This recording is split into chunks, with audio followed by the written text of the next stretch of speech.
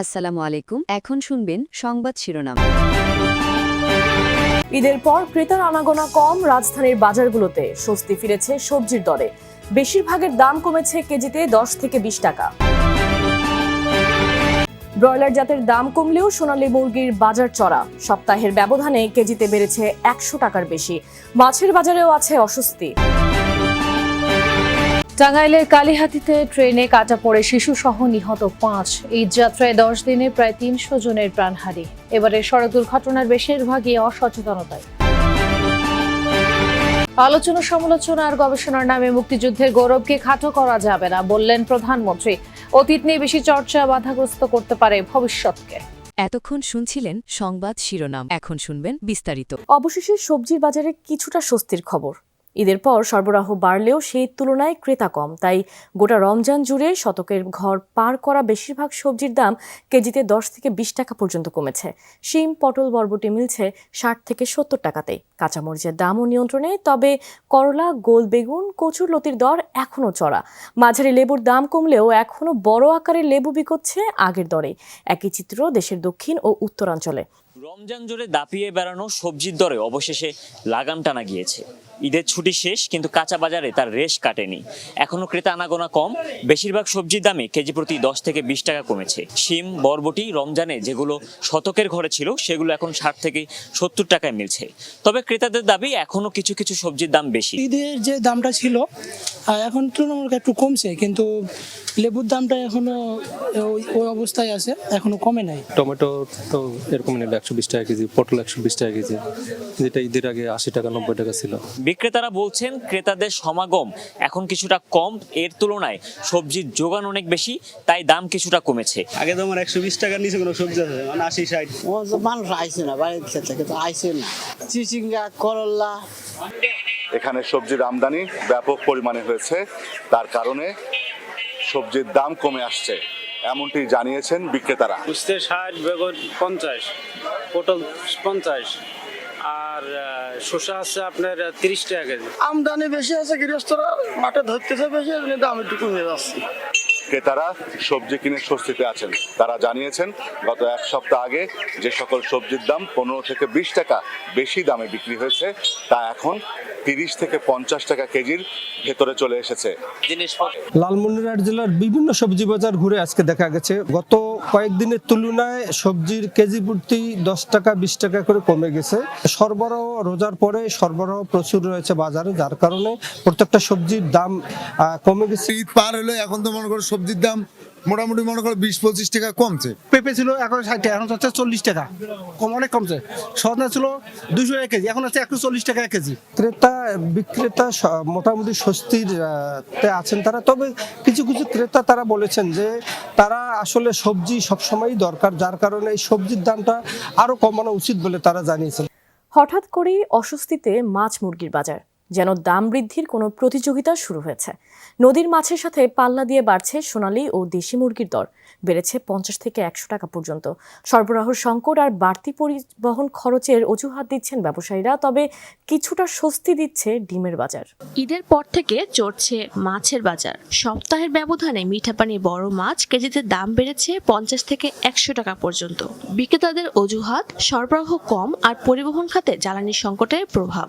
সাধারণ পরিবারের জন্য, আমাদের জন্য তো বাজেট ফেল, এগুলো তো মানে বাজেট ছাড়া হয়ে যাচ্ছে।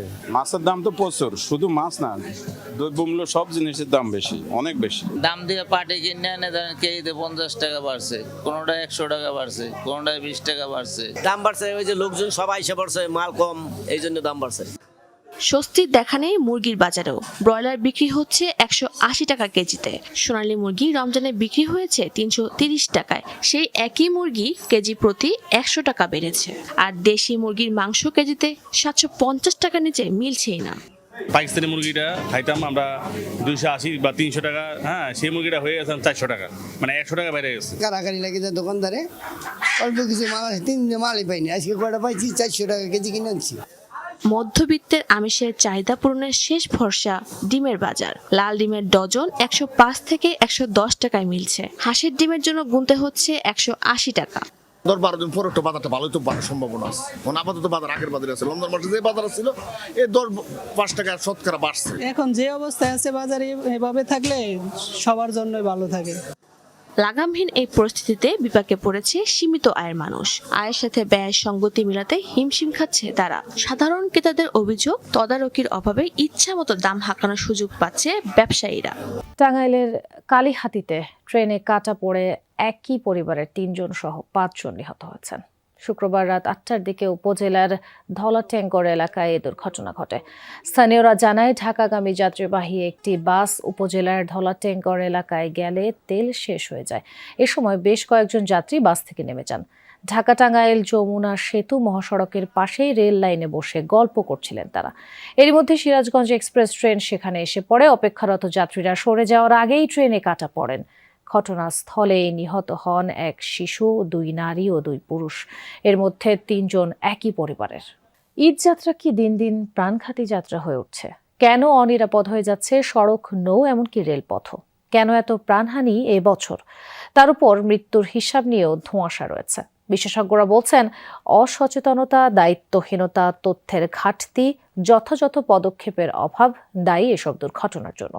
তাহলে মুক্তির উপায় কি? সড়ক, রেল বা নৌপথ, কোথায় নিরাপদ যাত্রী? নিরাপদে ঘরে ফেরার নিশ্চয়তা দেবে কে?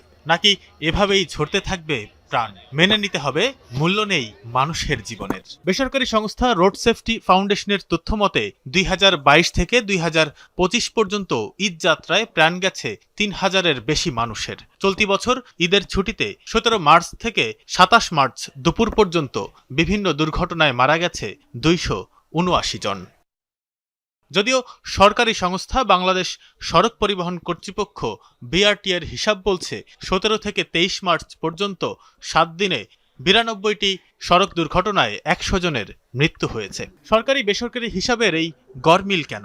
রোড সেফটি ফাউন্ডেশনের ভাইস চেয়ারম্যান জানালেন, সরকারের হিসাব মূলত পুলিশের দেওয়া তথ্যে নির্ভরশীল, তাই অনেক তথ্যই পৌঁছায় না সরকারের কাছে। তথ্যের ঘাটতিতে টনক নড়ছে না দায়িত্বশীলদের।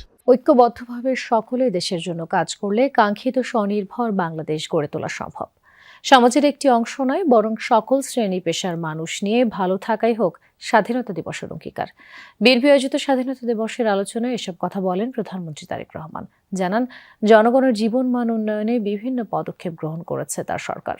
রাজধানীর ইঞ্জিনিয়ার্স ইনস্টিটিউশন মিলনায়তনে মহান স্বাধীনতা ও জাতীয় দিবস উপলক্ষে বিএনপির এই আলোচনা সভা, যেখানে প্রধানমন্ত্রী হবার পর প্রথম দলীয় কোনো কর্মসূচিতে যোগ দেন বিএনপি চেয়ারম্যান তারেক রহমান। আলোচনায় বিশিষ্টজনরা তুলে ধরেন স্বাধীনতা দিবসের তাৎপর্য ও বিএনপির প্রতিষ্ঠাতা জিয়াউর রহমানের ভূমিকার কথা, আর দলের নেতারা কথা বলেন সমসাময়িক প্রসঙ্গে।